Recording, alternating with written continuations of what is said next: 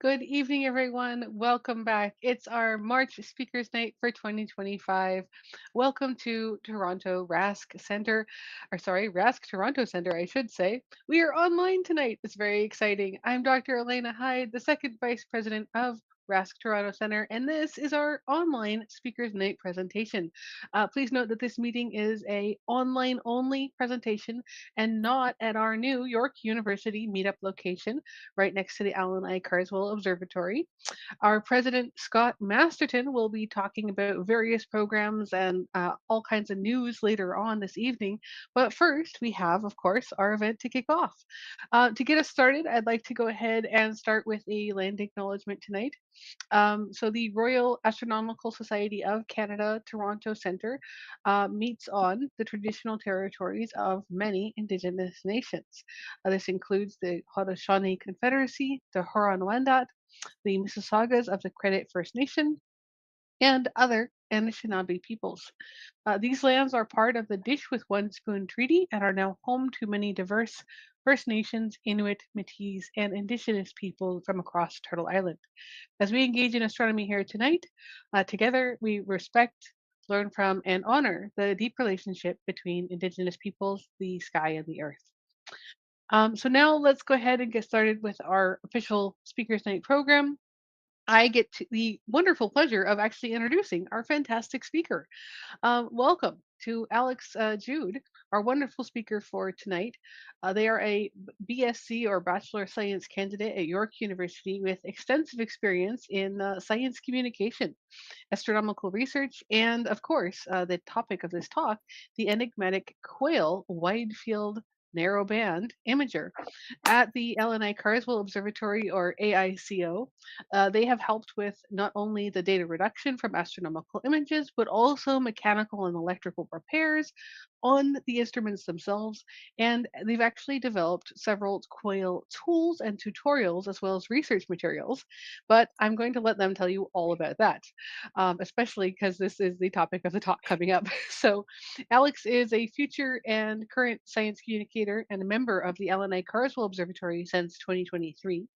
As a scientist, astronomer, and educator, Alex is the perfect person to tell us a bit more about the amazing quail and what it can do. So, Alex, please go ahead and take it away. Thank you so much, Professor Hyde, for the introduction. Hello, everyone. As you know, my name is Alex Jude, and I'm going to be presenting today an educational guide to quail. So before I begin, I just want to let you guys know a little bit of background on me. I've been studying astronomy at York since 2020, and unfortunately, a large chunk of my observing was done mostly online because of quarantine. It wasn't until fall 2023 when I took an astronomy class with Professor Hyde, actually, that I actually began going to the observatory in person. And a year later, I actually started this project with Professor Hyde. So, on to what you're all actually here for. Quail. So, this presentation will first highlight what quail is. It'll give an introduction to quail. It'll then highlight the apparatus of quail, and then it will go into the research that's been done with it, by previous graduate students, and then we'll finally get into how you can actually observe with quail, and going into the data reduction process of quail, which has all been streamlined. So oh yeah, also by the way, this is just a logo that I commissioned my friend to do of quail in kind of the style of the Apollo mission logos. Yeah. So introduction to quail. So first I want to get into the telescopes at York. And for those who don't really know much about the telescopes, there's two main telescopes that are used at York for research and classwork at the observatory. I'll also point out their field of views, which are pretty important in this scale. Field of views are measured in degrees across the sky, 60 arc minutes to a degree, 60 arc seconds to an arc minute. First, there's a 60 centimeter, which is what I refer to as the beast, that's been at the university since it opened actually in the late 60s. It has a smaller field of view of about 10 by 7 arc minutes, which makes it best suited for imaging small objects like variable stars. Here in the corner, I have the dumbbell nebula. This is what it would look like if the 60 centimeter imaged it. It would basically take up the whole screen of the 60 centimeter scope of the field of view. And that's why it's best suited for smaller objects like stars, and it's been used since the 60s for variable star research. This field of view of the 60 centimeter, I just want to point out, is just so small that like if you put your hand out to the sky, the field of view would be about the size of your pinky fingernail actually. Um, so yeah, it's been used since variable star research ever since its opening. And now I'll move on to the newer 1 meter telescope. The 1 meter telescope opened very recently in 2019, and it has a larger field of view than the 60 centimeter of 16 by 11 arc minutes.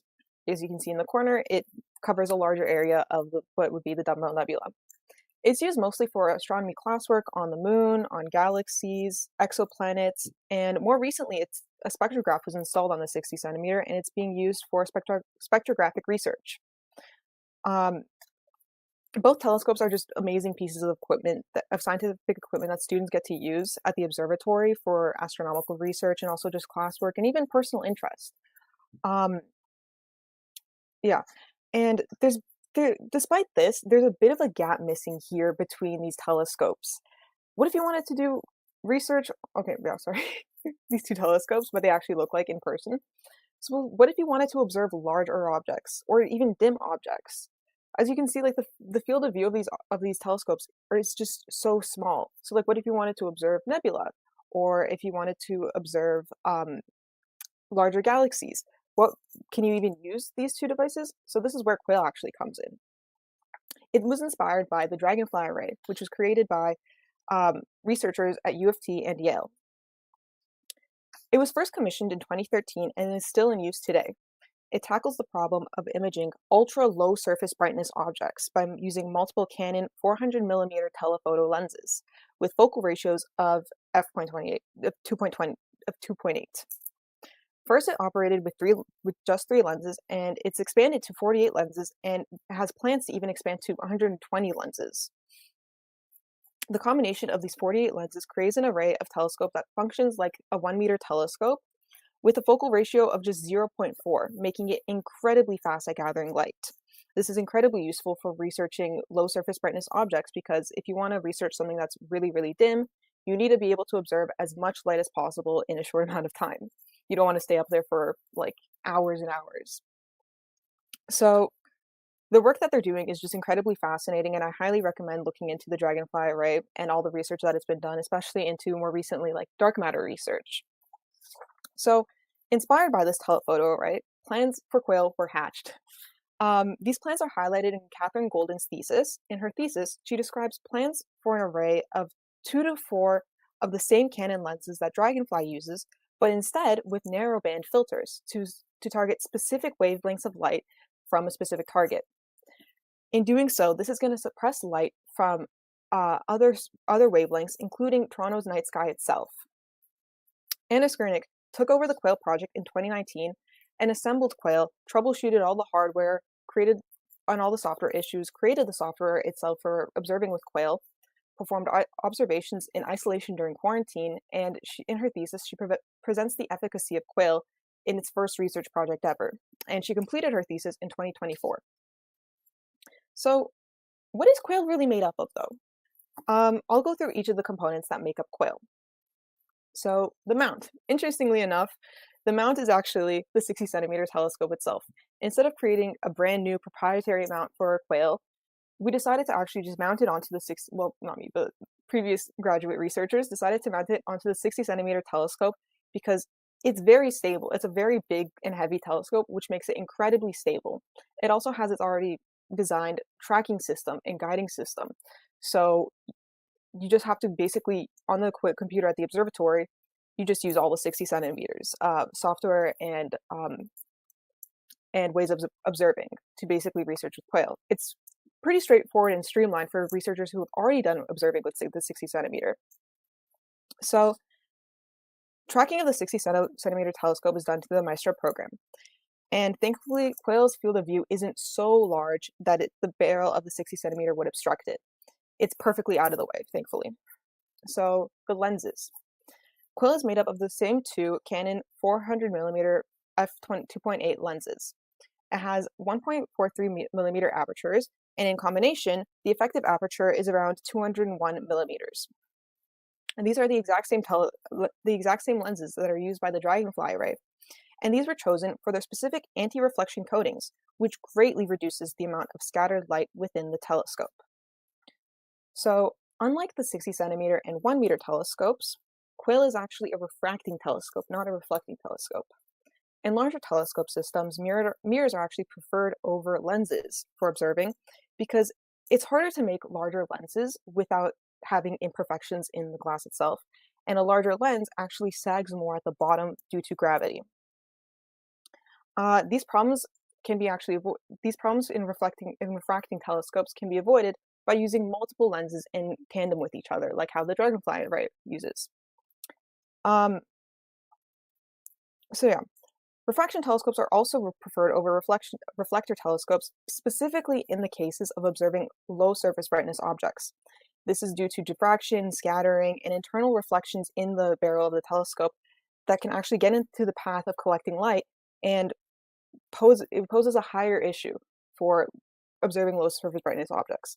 The science there is a bit more jargony and complicated, but essentially it's better to use lenses for observing low surface brightness objects than mirrors. This is also why Canon's anti-reflection coatings are so important for the system. You want to reduce the amount of reflections in the system as much as possible so you can observe the actual light that's coming from these low surface brightness objects. The focal ratio also incredibly matters for low surface brightness objects. The focal ratio is defined as the ratio of the telescope's,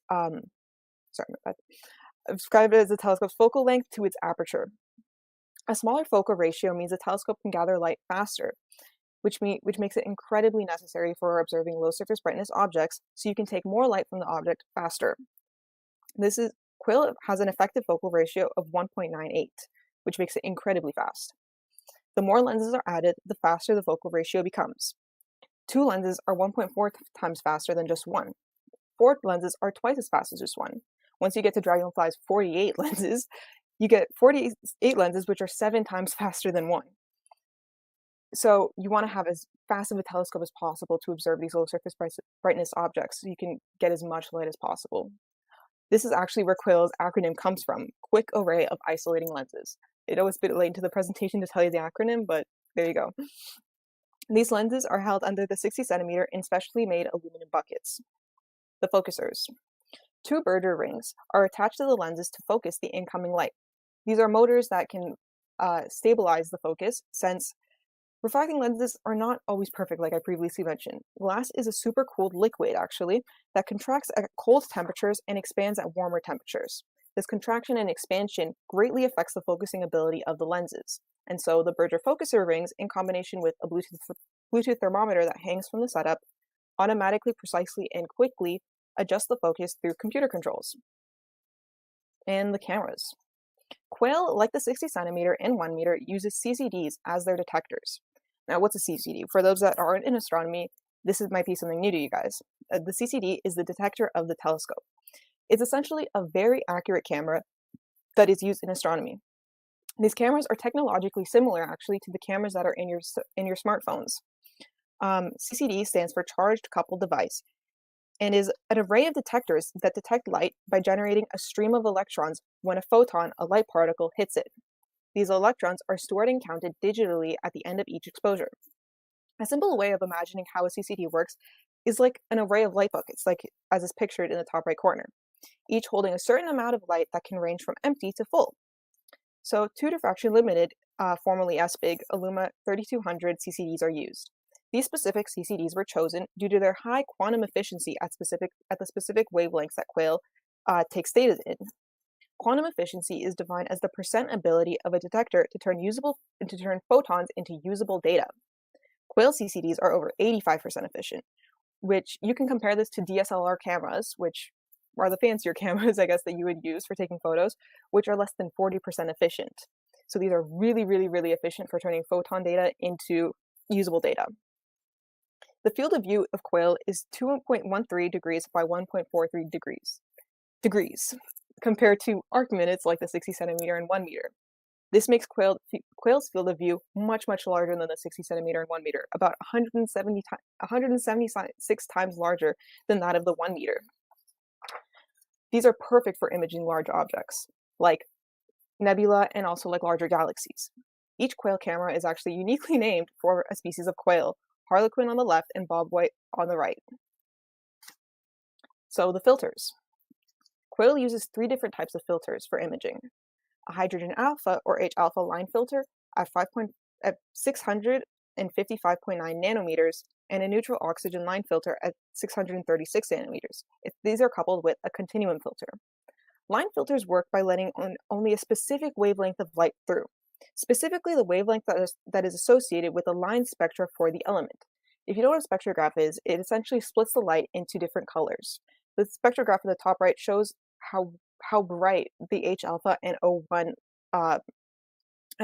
light is for the ring nebula. These are basically like QUAIL's super precise sunglasses, blocking out all other light and letting in only the good light.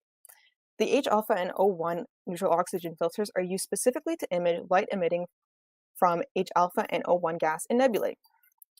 This spectrograph especially highlights, as I showed, the intensity of the light that comes from these nebula. It's mostly in O1 and H alpha. O1 is more of a blue light and H alpha is more like a red light. So to me, I imagine QUAIL having like 3D glasses on.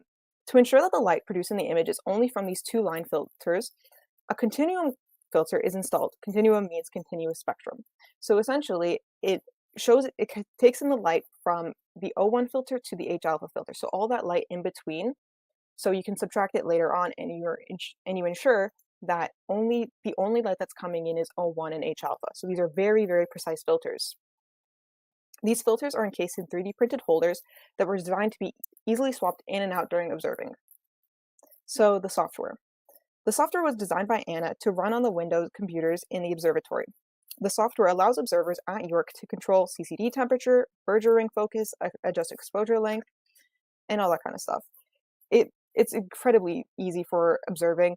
And I also especially love the colors, because when you're observing at night and you're using all these softwares that have really bright white colors in the background, it really hurts your eyes at the end of it, because you're in a dark room and the screen is just so bright. So having something that's nice and dim for your eyes is really great in the observatory.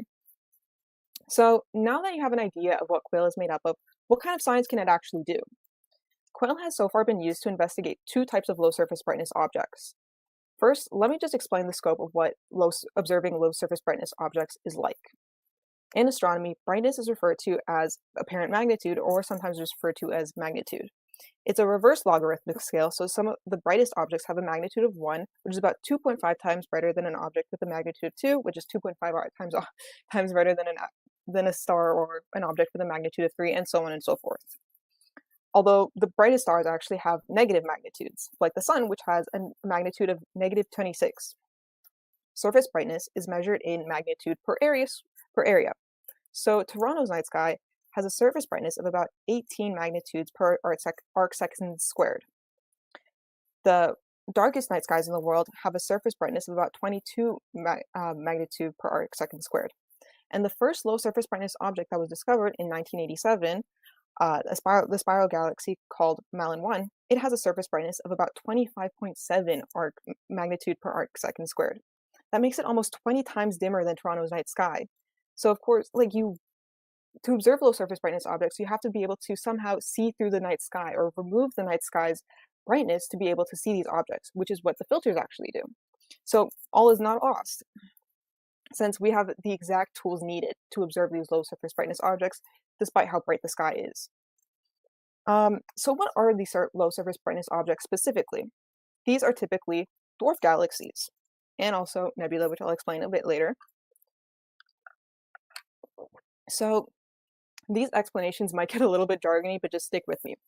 So dwarf galaxies, as their name implies, are galaxies defined by their smaller smaller size, mass, and luminosity.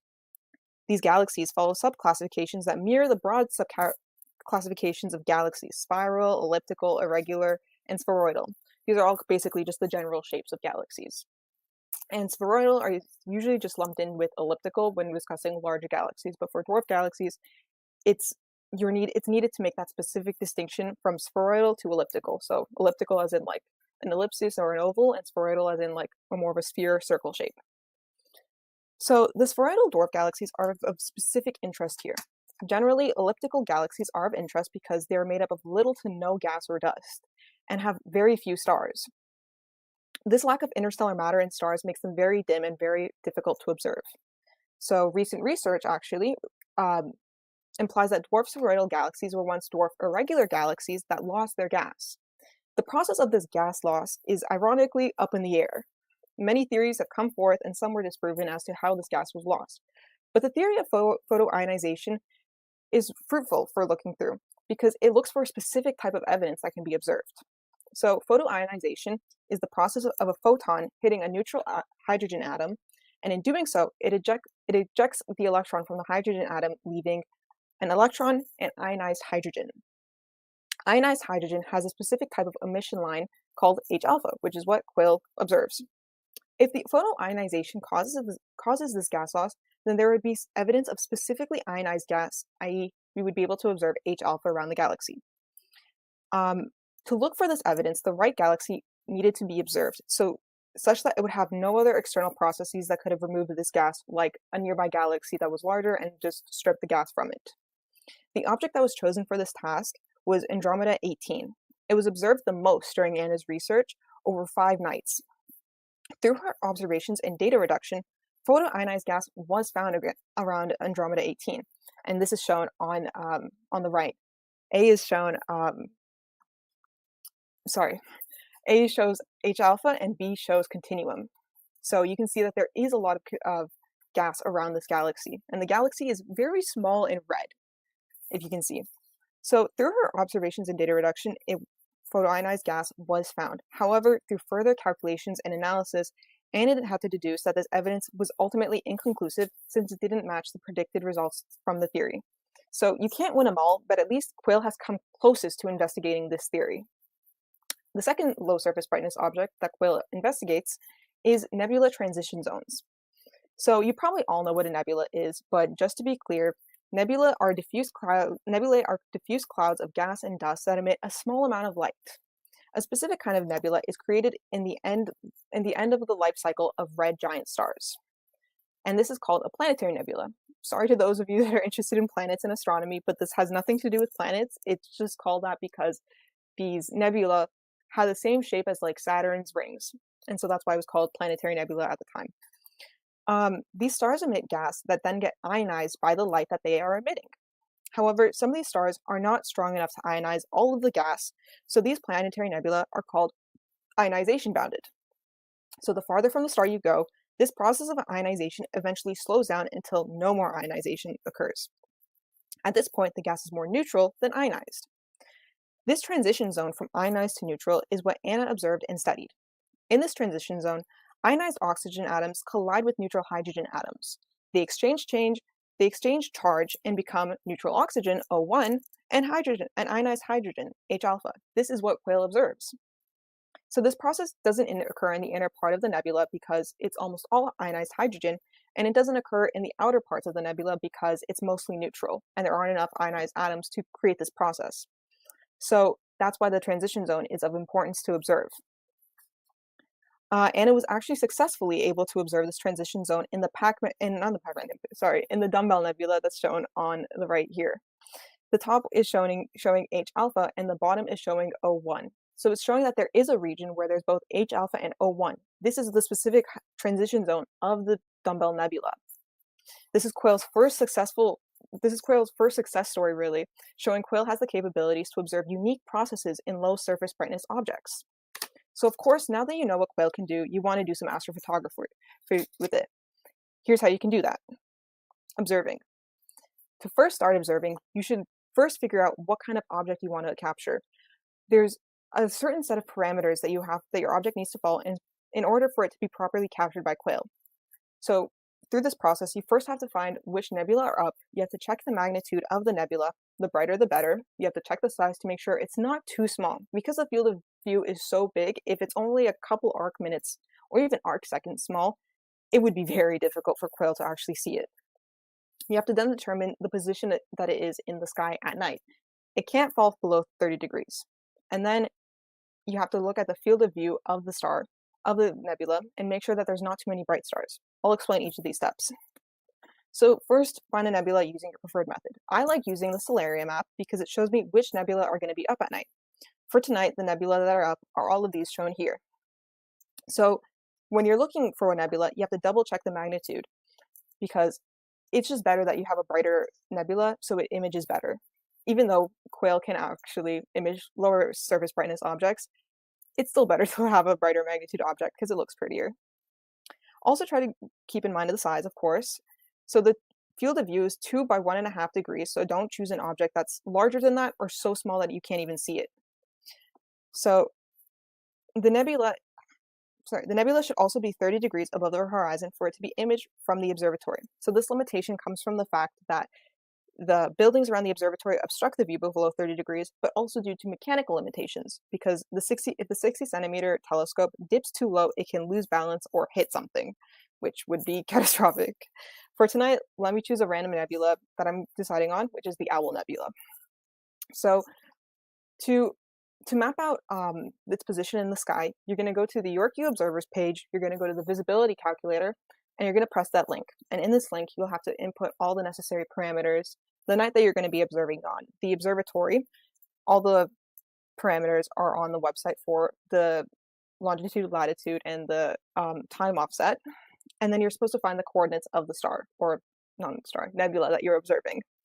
And then you just input it, and you create a chart like this, which shows that the elevation that the object will be above the horizon. So as you can see, this object is above 30 degrees almost all night. It would be a perfect nebula for observing. So yeah. Our work is unfortunately not over yet. We also need to make sure that we don't have stars that are too bright in the field of view of our nebula.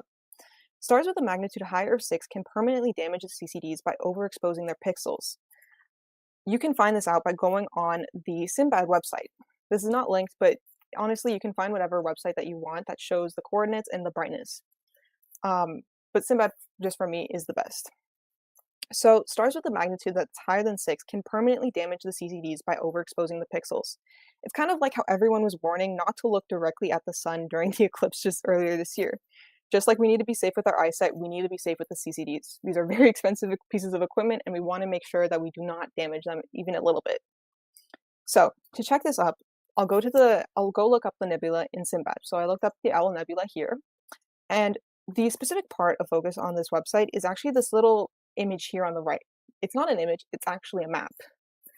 This little feature shows your object centered around other objects around it, so you can investigate all the stars that are around it. The field of view is on the bottom left. It's very small, but hopefully you can read it, and it shows how much area of the sky your image shows. So you have to zoom out to make sure that the field of view is around the same as QUAIL's, so around 2 degrees. There are a couple of bright stars here that I investigated, and you use this picker on the left here to click on each star so you can determine their magnitude. The brightest star in this field of view has a magnitude of 6.7, so it just made the cutoff. It's not so bright. So now that you have all the necessary information about your object, you can begin requesting for time at the observatory. All of this information is available through the observatory site, and RASC members have a bit of a special date too for observing. All the information for applying is pictured here, and you can find it on the website, and it's pretty streamlined. So all of this, of course, is subject to weather limitations because we can't observe when the clouds are up or when it's really windy. So now that you've submitted your proposal, our observers will do their best to get their data for you. So what is the process of actually observing with QUAIL? I personally haven't had a chance to observe with QUAIL last semester since we were still in the process of making it operational after a brief hiatus. However, from what I've learned from Anna, and also from my own observing sessions with the 60 centimeter, I can give you a few details. So first, we make sure that we have a good night to observe, and we make sure that the weather is good. QUIL observations need to start before it gets dark out.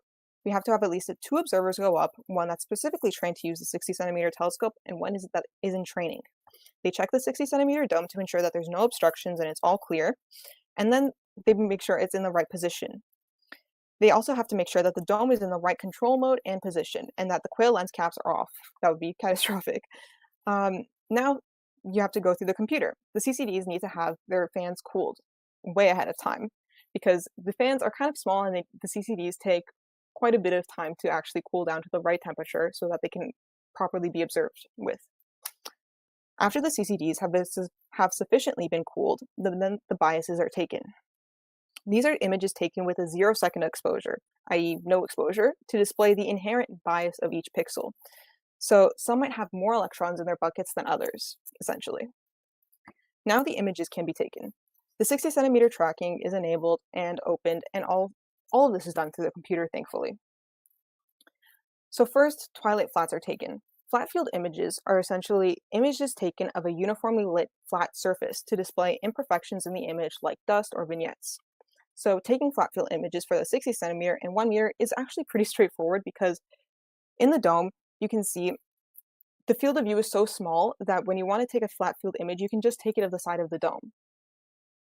This is possible because, again, the field of views are so small, and the image isn't of the entire dome, but just of one small lit area of the dome. So QUAIL can't unfortunately do this because its field of view is so big that would actually image the side of the dome. To remedy this, twilight flats are taken. So these are essentially flat fields taken by pointing the telescope at the sky during twilight so that the sky can be used as the flat field itself. These sets of images are taken in each filter, so it has to be in O1, continuum, and H alpha. Harlequin has to have its filter swapped out halfway through. Once it's dark out, then the light images can be taken. These are the usual sets of images taken. My bad. So yeah, these are the usual sets of images that you would think of taking, called such because, of course, they're capturing the light of the object. So a sufficiently bright enough star close to the object is chosen to begin calibration. The 60 centimeter is guided to the general region of this bright star, and one of the observers then goes into the dome to align the star precisely in the field of view. This is done by using the hand paddles of the 60 centimeter, which also controls movement. So everything is done not now from the computer, but instead from inside the domes. It can be pretty fun when you're doing it in the summer, but when you're doing it in the winter, it's incredibly cold and you want to be out there for as little as possible. The 60 centimeter afterwards is then calibrated accordingly, and the Berger rings can begin focusing according to the star. So you have this bright star in the field of view, so you can figure out with the focuser how much it needs to be focused. Now that the 60 centimeter is focused and calibrated, it can be guided to the nebula that you want to observe, and it will be in the field of view automatically since it's already been calibrated. So now the lights can finally be taken. While Bob White takes only continuum images, Harlequin takes half of its images in either H alpha or O1, and halfway through, imaging is paused so you can swap out these filters. So exposures then taken with QUAIL tend to be very, very long because these are low surface brightness objects. You still want to be able to observe as long as possible so you can still capture as much of the light as possible. This can be as long as 4 minutes for each exposure. For simple astrophotography that presumably you will be doing, only about a dozen or so images will be necessary, but for research, this telescope might run all night. Once all the images are taken, we aren't quite done yet. We have to take a second set of bias images to make sure that there isn't any bias afterward, to double check the bias that's been taken afterwards. And after all that's been done, the 60 centimeter is guided back to its position, the dome moves back, everything is closed, and all the computer programs are shut down. Now our lovely observers can go home and get their partial night's rest. So, although complicated, I just want to add that the streamlined process is much, much easier than what Anna had to go through when she conducted her research with QUAIL for her thesis. Firstly, she was doing observations during quarantine early on in the pandemic, so she had to undergo all of the quarantine precautions to be able on campus. And then, of course, she was alone, well, almost, since at least her supervised professor, Marshall McCall, was able to join her on some of these observations. Furthermore, she encountered various mechanical failures, dome motor failures, mechanical bugs in the 60 centimeter tracking, software failures and delays, power failures, and even floods. Like, this was near biblical levels of wrath coming from the observatory. But as the saying goes, Anna walked so we QUAIL observers could run. Since Anna's endurance of the observatory's plagues, we have since fixed almost all of these mechanical, actually we fixed all of these mechanical problems, I want to say. With the 60 centimeter, we've upgraded the domes actually. All the tracking with the 60 centimeter works, and we've installed new software for observations to run on, and recently we sent the CCDs for some upkeep and repair. So now that you have your data, let's reduce it. I created a code for this project, which is still a work in progress and will need to be expanded to add more capabilities. So why do we have to even reduce data in the first place? Well, as you can see in this image, this is just one of the random images taken of QUAIL of the Dumbbell Nebula. As you can see, the image is really, really grainy and it's in grayscale. So yeah, sorry, my bad. It's in grayscale. This is because QUAIL doesn't take photos in visible light, but rather in one color at a time. So you need to combine all the photos from all the filters to create an image in color. Furthermore, aside from this photo being super grainy, there's some imperfections you might not be able to notice in the top right corner. It's really bright in the center and darker on the edges, and there's a lot more subtle imperfections that make doing research with these images impossible, or at the very least, very frustrating.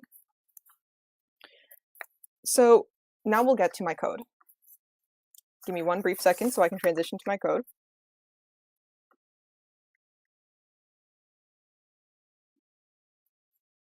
One brief second, sorry.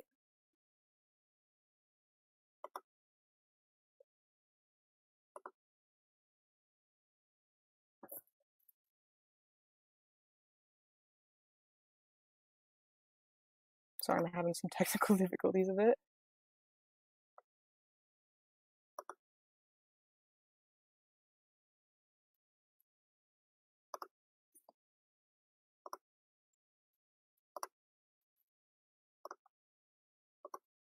Okay, there we go. Now you can see my code.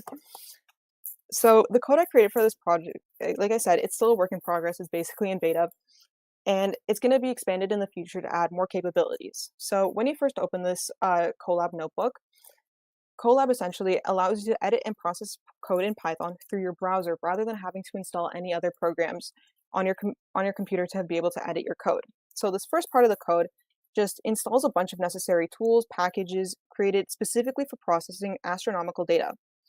The world of processing astronomical data through Python has exploded with numerous tools, packages, functions created to make reducing data as streamlined as possible. Most of these functions here were created by a graduate student in the astronomy department, June Parsons. All of these here, like load fits, get image, get series, Amaranth, all of these were created by June for a specific Python package that they designed called Dorado. So me and June were trained to use an older astronomical data reduction program called IRAF. So most of these functions were designed basically to mimic IRAF's capabilities to make it more streamlined and easier for astronomy students who have already done data reduction in IRAF to be able to transition to Python. So back to reducing the data. So yeah, this code at the beginning also links your Google Drive to it links your Google Drive to this notebook so that all the data that you get from the observatory that goes into your drive can easily be accessed through this code. So the next part of this code then organizes the data by image type. Let me go to it. Here we go. It organizes the images into the three image types: biases, flats, and lights. I've already briefly explained what each of these sections do. So after it's organized all the images by the image type, some of these also need to be resized. The flats for this specific set of images were pre-processed actually, so they were a different size and had to be resized.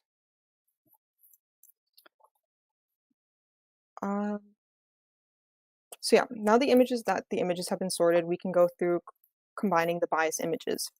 These bias images need to be corrected according to the temperature of the CCD at the time. All this data is stored within the images, so we can just call the temperature data from an image taken by each telescope. As you can see here, the image, it calls the temperature here, and then it basically subtracts and adjusts the temperature accordingly for each bias. So now the flats. The flats are now bias corrected. Each image has to be bias corrected and each image has to be flat corrected. But first, the flats have to be bias corrected. This is a little bit jargony, but again, all this code was created, so it's very streamlined and easy to get through. Usually you would have to normalize the flats, but since again, this set of data was pre-corrected, correcting and normalizing the flats has been omitted, but the code is still here in case you need to use it. As you might have seen, all of these little bars in the data output, this is to show you how far along the data is being processed. Larger data sets take longer for yeah, again, larger data sets take longer, but if you're just doing astrophotography, your data sets should be smaller, so they shouldn't run for as long as like 77 images that were taken for research here. So now the light images can be image registered and stacked after they've been corrected. They've been corrected all over here. So what is image registration? Image registration is essentially taking each image, figuring out what's in the image, and aligning them together based on what is in the image. Usually this is done by registering the stars that are in the image, but in Quail's case, there's so many stars that are in the image that it would take just way too long to register all the stars and eventually align them. So instead, it aligns it based on essentially the shape of the nebula or gas that's in the photo. This was really efficient for Quail data. All the H alpha and all the O1 images and continuum images were organized really, really efficiently in this way. After this has been done, then you have to align all of the images to each other. This is because, again, Harlequin and Bob White, even though they're very close together, they're still offset by just a little bit. And this offset gets dramatically increased once you actually take images. So I also wanted to add actually before that this image registration is the longest part of the code, so you can take a break when you're running this part of the code. Aligning the images is a lot quicker in comparison. Unfortunately, aligning the continuum images wasn't as easy, and this needs to be fixed in the future. I don't know why this happened, but it was really frustrating and I could not get this to work, but eventually, trust me, I will. So now we can finally display our nebula. So we finally made it. We can finally add color to all our images and stack them together. So I want to just add that H alpha is red as usual, O1 is blue, like as you can remember the 3D glasses. Continuum, we had to kind of imagine a new color for it to make it like an RGB kind of image, so we made it lime. This is the final image I've gotten. It's not perfect. Again, this code is in beta, and I need to add capabilities that can basically add, how do I put it? That can basically allow you to manipulate the light curves and the intensity of each of these filters so that you can create an image that looks more like the kind of images that you might get from NASA that have a darker background and the nebula would be more in your face. Like, I hope that some of you guys can recognize this is actually the dumbbell nebula that I was showing in earlier images. And this is the whole field of view of Quail, showing the small dumbbell nebula. But compared to the 1 meter and 60 centimeter, at least this can get a bigger field of view. So I want to say that's all I have for right now. This code, it will be available. All of this information will be available to you once that Quail is actually going to be operational. This should hopefully happen sometime soon after we get the CCDs back from repair. You'll be able to actually observe images with Quail. And once this is done, we'll definitely let you guys know. So that's all I have for today. Thank you so much for coming with me on this educational guide and trip about Quail. I hope you enjoyed it. Thank you. Oh, thank you very much, Alex. Of course, I enjoyed it a great deal, but I am a little bit biased. And I especially like the part that you put in there as a thank you to Anna. It was, as you say, an epic, epic level flood, real actual rivers of water running through the electronics, not to mention the plague of wasps. So Anna did an amazing job earlier helping set this up, and you've done an amazing job tonight walking us through. So I think we have a few questions coming in from YouTube. So let's go ahead Oh, and great. get to some of those. So we do have a question starting off from Camilla Guzman, who asks, what are some of the objects that have been observed with quail at the observatory so far? So far we've observed, like I said, Andromeda 18 to try to show that dwarf galaxy gas. But Anna's also been able to observe other nebula. She's been able to observe, aside from the Dumbbell Nebula, she's been able to observe the Pac-Man Nebula. It has a really funny shape, and I understand why she chose it because it looks really cool. Um, Aside from that, there's not been much else observed yet because, like I said, it was really difficult for Anna to get this data, and so it was basically a miracle that she was able to get any of this data in the first place. So Quail has been basically in a brief hiatus between when Anna was observing with it and when she finished her thesis. So right now we're basically trying to get Quail up and running again, and so hopefully we'll be able to observe more nebula and even more dwarf galaxies. Yeah, Excellent. Yes, I believe the CCDs are due back this month, so oh, we'll hold you to exciting. that. Hmm. So let's go ahead and go to our next question. It's actually also from Cam. Camilla Guzman asks, when observing with quail, do you need to use the 60 centimeter CCD, or don't you need it at all? I don't think you would need a CCD. So typically when you're observing with the 60 centimeter, you would align, like I said, you have to align the CCD you have to align the telescope according to a star. Usually this is done through the interface of the 60 centimeter or through its own software. I assume that you wouldn't have to use the 60 centimeter software. Instead, you could just use the Quail software, which would show the images in the field of view there. And because it's a larger image, it would likely be better to observe it with Quail rather than with the 60 centimeters field of view. Yeah, I would tend to agree. Of course, sometimes you do use the 60 centimeter if it's off center so much that you Yeah. can't catch it in the quail Hmm. field, Yeah. um, Mhm. which can happen rarely, I It can believe. happen. Yeah. Um, let's see, we got another question coming in, and this one's from Betty, actually. Is there this question from Betty is yes, there it is. Is there a distinct advantage to the Dragonfly style telescope, which of course Quail is one of? Mhm. Well, Dragonfly specifically is used to observe low surface brightness objects. Like I was previously explaining, its biggest advantage is its really, really, really fast focal ratio.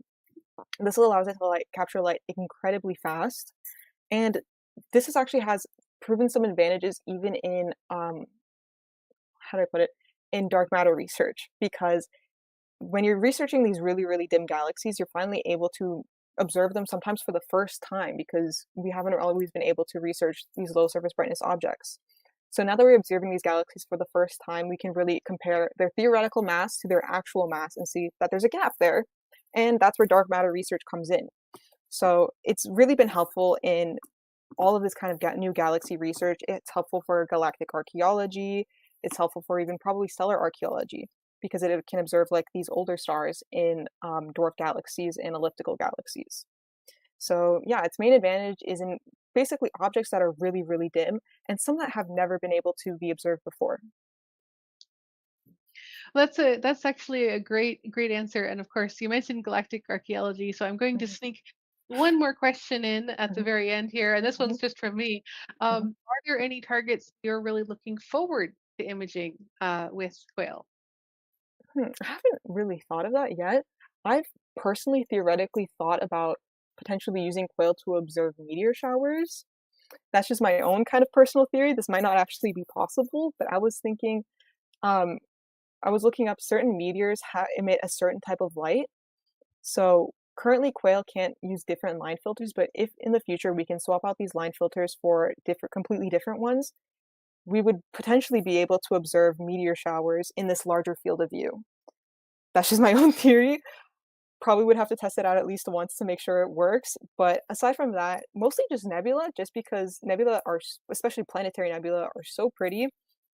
And so finally being able to have the code that's up and running to make color images of these planetary nebula would be amazing. So really any nebula. I would totally agree, and of course, planetary nebula are always wonderful to see because they Mhm. come in so many different orientations and shapes. It looks like we had one more sneaky question sneaking Mhm. in through YouTube right here at the end of question session. So we'll take it. This one's from Eric Briggs. Were the quail CCDs taken down for a while for some reason? Yes. Um, so the CCDs before even recently, they've always kind of had some sort of problem with cooling. Bob White was cooling at a much slower rate than Harlequin. More recently, these had to be taken down because for some reason, when Anna was double checking the software, she realized that she wasn't getting any input back from Bob White or from Harlequin, and they weren't even cooling at all. And so we called someone in from Diffraction Limited to actually come and investigate this problem and look at the CCDs and see what was wrong with them. And when we opened them up, we realized, yikes, we had the wrong screws in there for some reason, and we had longer screws that hit the board, and so parts of the board had to be replaced and sent in for repairs. So thankfully, it was all fixable, and they will actually be back in 100% fixed. And hopefully, when they come back, they won't have the same cooling problems like they did before. Yes, I completely agree, and we're very much looking to getting them back soon. Mm, I've been sort of watching the tracking number from mm. Diffraction Limited to see when they come back from Ottawa. Um, so great questions from everyone today, and thank you so much, Alex. It's about time to wrap up for tonight, so I'm going to Thank you give so you a much for final having me. thank you very much for being here. It's been wonderful to have you explain to us and really educate us a bit on the wonderful quail instrument. So I'm going to go ahead and send off for the last transfer this evening. So everyone, that is the end of the talk, but not the end of the show. So stick around. We have one more exciting event tonight, and that is the um, talk or presentation by the president of Toronto Centre RASC, Scott Masterton, to finish off the evening. So over to you, Scott. Thank you, Elena, and thank you, Alex. So tonight I want to explain to you what we do. Um, we have two events through the month. Ran our recreational astronomy night, which is upcoming, and our speakers night, which you've just watched. While you're watching, of course, you can give us send questions to our presenters, and you've seen how that occurs. The Carswell observing tours occur every Wednesday evening, and through the winter, you may attend before the RAN and have a look at the two major telescopes here at the university. If you have any questions, you can email Elena Hyde. The DDO Astronomy Speakers Night is coming on March 22nd, very soon. And Dr. John Moore of the York University will be speaking about his topic is daydreaming in the solar system, exploring the planets with our five senses. On Sunday at the DDO, there's a virtual sun gazing gazing event on March 30. And we're beginning now city star parties at Bayview Village in either March 31st to April 3rd. So check our websites for the go, no go decision. And Millennium Square in Pickering will be active on April 4th or 5th. And as you can see, a number of telescopes will be there for your use. You'll be looking over the Lake Ontario, which is going to be very dark. And they suggest that you dress for the weather. Next Speakers Night meeting will be April 16th, 2025. It's online only, of course. And Nadine Mansett, Director of Science Operations for the Canada, France, Hawaii telescope, will be the speaker that night. The Carr Astronomical Observatory, our Society's observatory up in Collingwood, is available for for use. Of course, you have to be a member, and you go see the booking page for details. Now, in order to be a member, well, okay, the major telescope and observatory is a roll-off roof observatory. Here's a photograph. There's room for other telescopes there. It's very interesting, and of course, we have a full facility control room. And to be a member, you can join online at the indicated URL through the national office. We run on renewable volunteer energy. So once you're a member, please consider volunteering for help us do our outreach. Contact the volunteer coordinator team. And here's a fun fact. We're approaching Easter, and so how do we determine which Sunday is Easter Sunday? Because it changes, doesn't it? Well, it's the first Sunday after the first full moon after the vernal equinox. And of course, Sunday, April 13 is Sunday. Okay, first Sunday after the first full moon. So Saturday, April 12th would be the vernal equinox, on March 20th, rather, and Saturday, April 12th, or Sunday, April 13th. You might think it would be that Sunday, but it was just a few hours into the next Sunday. So actually, April 20th will be Easter this year. And the earliest possible for Easter is March 22nd. The latest is April 25th. And so we want to thank you for viewing, and have a good night.